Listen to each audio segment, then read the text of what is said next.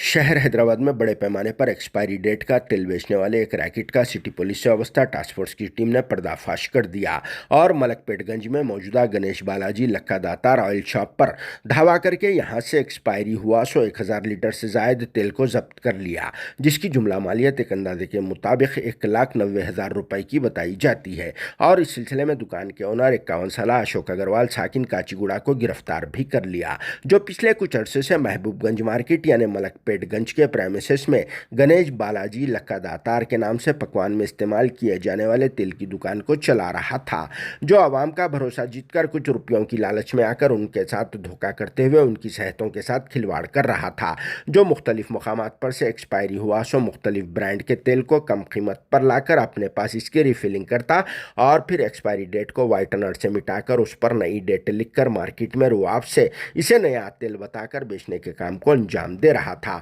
और इस झोलझाल वाले काम के लिए अशोक अग्रवाल बाजाफ्ता एक गोडाउन भी बना चुका था और फिर कुछ गरीब खवातीन से यह काम करवा रहा था। ये गरीब खवातीन अपने फाइनेंशियली कंडीशन की वजह से इस धोखेबाज अशोक अग्रवाल के पास ये डुप्लीकेट काम को अंजाम दे रही थी, जो एक्सपायरी हुए सो तेल को रिफिलिंग करना और फिर उस पर नए स्टिकर्स वगैरह लगाने के काम को अंजाम दिया कर रही थी, जिसके बाद अशोक अग्रवाल इस तेल को फ्रेश तेल जाहिर करते हुए मार्केट में रुआब से एक बड़े डीलर की हैसियत से बेचकर भारी रकूमात भी कमा रहा था, जिसकी इत्तला मिलने के बाद additional deputy commissioner of police task force A Srinivas Rao की निगरानी में साउथ ईस्ट जोन से वाबस्ता टास्क फोर्स की टीम ने फूड सेफ्टी ऑफिशियल्स के साथ मिलकर यहां छापा मार दिया और फिर इस रैकेट का पर्दाफाश कर दिया, जो बहुत ही अच्छा काम हो गया क्योंकि अशोक अग्रवाल के पास कई सारे कस्टमर्स पक्के हो चुके थे, जो इस पर भरोसा करते हुए ये नुकसानदा तेल खरीद कर ले जा रहे थे और फिर इसे इस्तेमाल भी कर रहे थे। खासकर बड़े बड़े फंक्शंस में तो इसके पास के एक्सपायरी तेल को ही इस्तेमाल किया जाता था, क्योंकि अशोक अग्रवाल बल्क में कम कीमत पर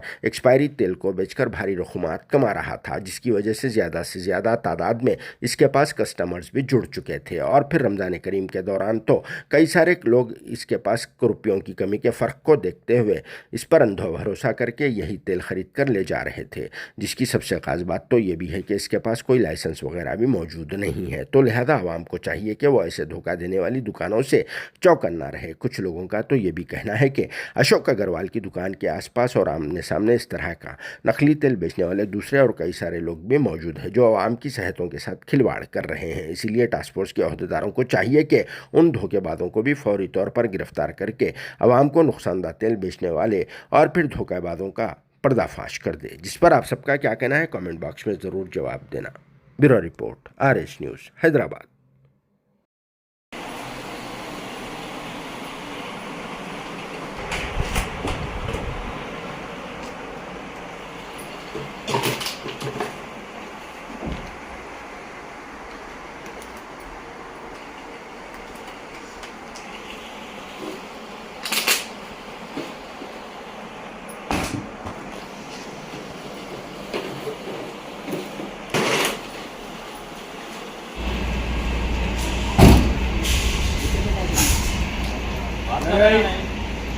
कहाँ से लाया?